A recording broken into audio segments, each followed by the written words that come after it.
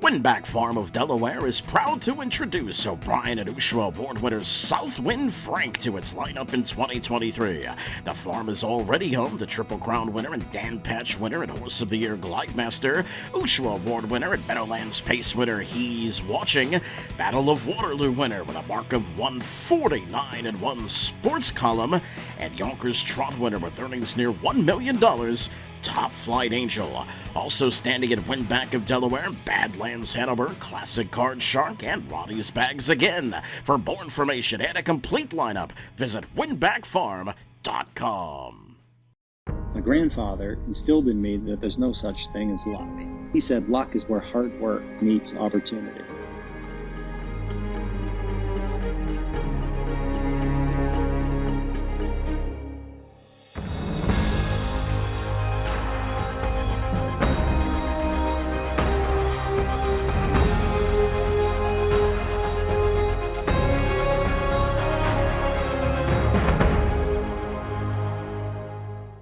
The greatest day in harness racing happens Saturday, August 5th at the Meadowlands racetrack. Over $3.2 million in stakes races, including the top 3-year-old filly trotters and colt trotters in the $500,000 Hambletonian Oaks and the $1 million Hambletonian. Fans can enjoy the hat giveaway, live music by the Craig Saylor Project, carnival rides and games, food trucks, pony rides, and more. Doors open at 10 a.m. with first race at 12 noon. Details at playmeadowlands.com. Must be 18 plus to wager. Gambling problem? Call 1-800-GAMBLER. Hello everyone, I'm Heather Vitale and welcome to another edition of Harness Racing Updates Twos in Training. Sponsored by Diamond Creek Farm, the Hambletonian Society, and Winback Farm of Delaware. Marcus Melander has been the rising star of the year, the trainer of the year. He has won countless major stakes events, and he's also conditioned numerous Dan Patch divisional winners. At just age 30, this native of Sweden has made headlines with some really impressive accolades. So today, we're going to see which horses Marcus thinks could be added to his incredible resume on this edition of Twos in Training.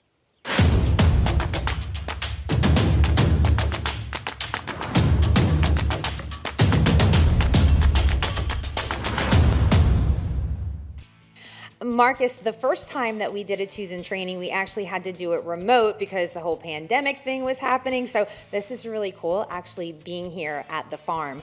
And this farm has so much history. I remember when I would come here as a little girl when it was Egyptian Acres and it was Stanley Dancer's farm. So the fact that you and your family own it now, what kind of like cool energy knowing that some of the best horses in history have been trained here.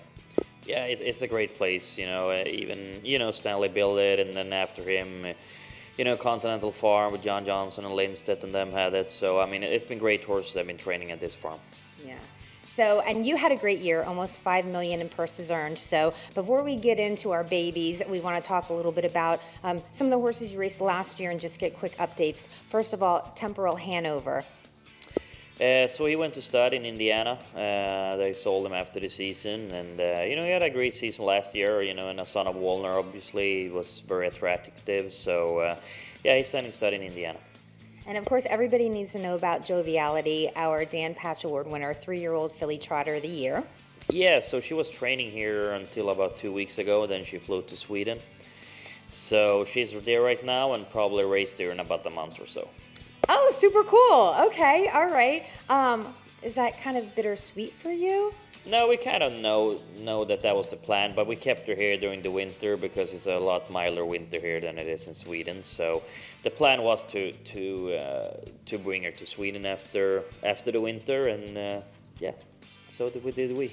All right. So Killmeister's 3 now, and so how is he training back? Because he had a really nice 2-year-old season. He had a really nice 2-year-old season. He made around 400,000. And he comes back good. He's still a couple of weeks away. I think he got his first New York Star Stakes in the end of May, 29th, if I understand it right. So he's still got a couple of weeks left, but he looks good. All right, and of course, the Mohawk Million winner. He's coming back great too. He's a little bit closer to racing. We shot him down after the British Crown, so His New Jersey Sire Stakes start here in a month, so he'll be ready for that. Okay.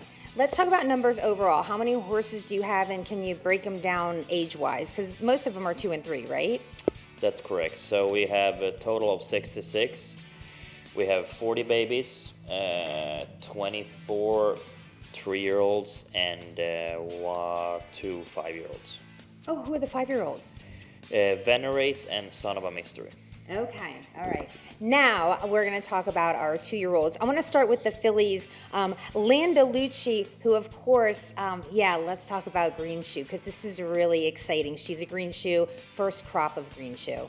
Yeah, she's really nice. She wasn't the biggest horse in the sale, but she looked really good. She had good pedigree. She's a sister to Handler Hanover. I really like her. You know, she got good manners. She got good gait, and yeah, so far so good.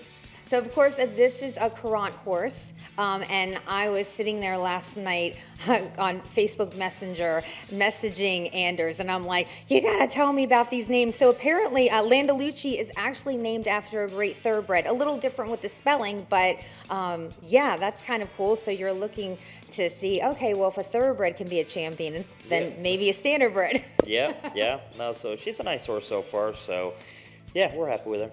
All right. Another filly here. Now we have a Walnut, Great Lady of Tennis. Tell me about her. This is a homebred? Yeah, it's a homebred from Inhammer Stuttery, and she's a really nice Walnut filly. She got good size to her, and she's done everything right since day one, and I couldn't be more happy with her at this point. Another Walnut filly is Dreaming of Sydney, and actually this was a $200,000 purchase from Lexington. Yes, she's well bred. Nice little horse. She's a little bit smaller than Great Lady of Tennis, but these Walnut fillies can definitely move, and she's very nice. All right, now we're going to go to the colts, and we've got a Muscle Hill to start things off. Actually, and this is a first foal out of this dam, a $110,000 purchase out of Lexington. Yeah, he's really nice. He was a little bit born late, so he's a little bit on the smaller side. I guess maybe that's why he didn't bring. He still brought 100,000, so it's a lot of money. But maybe that's why he didn't bring 300,000, because he was a little bit on the smaller side, and he's born a little late. But he really grown since the sale, and he feels great. So so far so good. All right, now this one is a big one. This is Luxahatchee, okay? The name at the sale actually was Holy Grail Hanover, and this is Hannelore Hanover's very first baby. Yes, that's correct. So, he's been training down very well since we broke him, and he's a nice, handsome colt, and done everything right so far. So he sold for $435,000, okay? So you go to the sale, and is this the one, because Anders owns this one, so is this the one like Anders says, I'm not leaving without this one. This is the one I want. No, I mean, we had several, on the list, especially Green Shoes, of course, because he owned Green Shoe, and Green Shoe bred very good mares the first year, including this one, of course, and, he was definitely one that he was looking into, but, you never know what the price is going to be, but, he got expensive, so hopefully he can pay some of that back. Yeah, I also want to mention, again, since I did do the messaging last night, Luxahatchee is a river in Florida. I'm not sure how much you know about the names, but I did some investigating, and Brian Sears came up with the name. Yeah, exactly. He co-owns him. He has a little piece in him, so it's that's his name. Yeah. Now this is the part I need some help with. Okay, so we've got Big Ben Pellini S. Now he's a ready cash. Talk about that. Like that. I know it's European bloodlines. Yes, Ready Cash is one of the most popular stallions in Europe. He stands in France. So this one is a full brother actually to Ridley Express, who won the Prix d'Amérique a couple of years ago, and also stands stud in Sweden. And we had Dancing in the Dark a couple of years ago, and he was by Ridley Express. So this colt is a full brother to Ridley Express. So he's very well bred.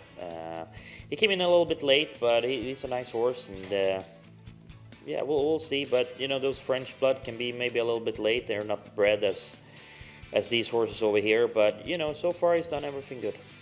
So the sire is French, but he has an S after his name. So help me out with that. Yeah, so he's born in Sweden. So they bred him in Sweden, and he's foaled in Sweden, and I guess they bought him as a foal and then brought him over here when he was a year old or something like that. So we've got French Chronos, we've got a FaceTime Bourbon. I actually saw this horse win the Prix d'Amérique, so I was like pretty excited about this. All right, so this is another one. FaceTime Bourbon is a French sire, correct? Yes, that's correct. So we actually have a couple of FaceTime Bourbons that's 2-year-old. We have one 3-year-old and a couple of 2-year-olds. So this is one of them that the other two are homebred. This one we bought in Harrisburg for not that much actually, 20,000. So it's actually done everything right so far. I mean, for 20,000, I really like him. Yeah. So we're going to top off our 2-year-olds with Lynam, who again talked to Anders. This horse is named after an Irish sports broadcaster, I guess, that he's very fond of.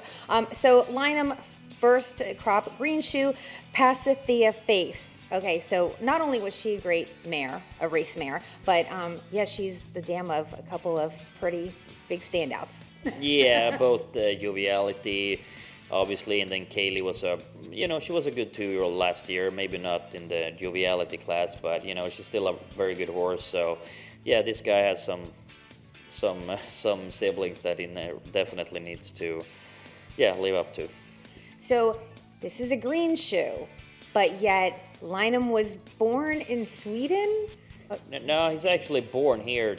He's born in Kentucky, and then they shipped him home to get him Swedish eligible before the end of the year. So sometimes, even if they have an S behind them, they can be born here, but if they bring them to Sweden, they will, it's like being dual eligible, right? So he will be eligible for these big races in Sweden now when he's Swedish bred. So he's actually born in Kentucky at Hunterton Farm, I think, and then he went to Sweden and then he came back. What? Okay, so he's born in Kentucky, and then at what age do you put him on a plane, I guess, and then you ship him over? At what age, and then when do you ship him back to train? Yeah, so I think I'm not sure because it's not, but I think they shipped him home to Sweden like in November or something like that, and then they are there for a couple of months and they come back here in March or April, something like that. Wow. All right. You know what? I mean, this is fun for me to learn all this because it's something that I just am not familiar with. So as we round up this interview, just a couple generic questions. I walk in your barn and I'm looking at the stalls and I was like, I want to lie down in those stalls because the bedding is like pretty much up to my waist. I don't see any other trainers doing that. Of course, a lot of trainers use straw. A lot use shavings, So how come this technique, if that's the right word? I mean, that we use straw, I just kind of like it better than the shavings. It's never... we buy some good straw, so I mean it's a little bit expensive, but it's good quality, and you never know with the shavings, it's can be dusty or whatever. But and then it's like you want to go and sleep there in yourself. You don't want to have a lot of straw, and you don't want to sleep on the floor, right? So no, they have a lot of straw in their stalls, and that it's their home. Like their stall is their home. So I mean, they need to be comfortable in there, and I think they like it. I do. So I guess they're doing it. So yeah. I'm down with that. Now, when I see you, I don't know you very well personally, but I've seen you at the track a lot, and you seem very cool, calm, collected, kind of a chill kind of guy. You ever get upset?